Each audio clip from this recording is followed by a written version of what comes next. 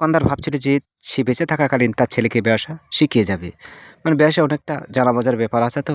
আর ছেলেটা গেলে তার একটু কষ্ট লাঘব হবে এবং ছেলে তা নিয়ে যাওয়ার পরে ব্যবসার মানে আস্তে, আস্তে বেচাকেনাটা বেড়েছে। ১ বছর পরে বেচাকেনা যখন ডবল হয়েছে তখন ছেলে আর বাবাকে নিচ্ছে না। বাবা যা কথা বলে ঝেঁঝিয়ে পড়ে যে, "তোমার কোনো টেকনিক নেই। আমি আসার পরে বেচাকেনা এই হয়েছে।" কিন্তু না, হলো আসল ব্যাপার হলো বাবা যখন একা ছিল তখন দোকান বন্ধ করে মাল নিয়ে নিয়ে আসতে হতো। তাতে গুডউইল দোকানের খানিকটা নষ্ট হতো। যা হোক মানে এই অপদস্থ অন্যায় বাবাকে যখন মানতো না তখন বাবা বাড়ি এসে আসে দিন কত বাড়ি বসে যায়। বসে গিয়ে ভাবছিল যে আমি যদি বসে যাই দোকানটা পুরো বসে যাবে। তাই বুদ্ধি করে ৫ কাঠা জমি বেচে তার অন্য জায়গায় দোকান করে দেয়।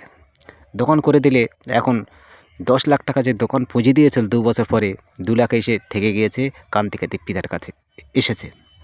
আসলে পিতা বলছিল, "কেন তোমার তো টেকনিক অনেক বেশি আমার চেয়ে। তুমি কী হলো এটা?"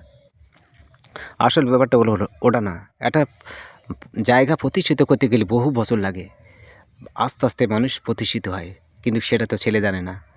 তা অতএব সেই ছেলেটা যদি মানে মেনে গুনে ওই দোকানটা চালাতো মানে আরও বেশি তার গুডউইলটা বাড়তো। যাই হোক ধন্যবাদ।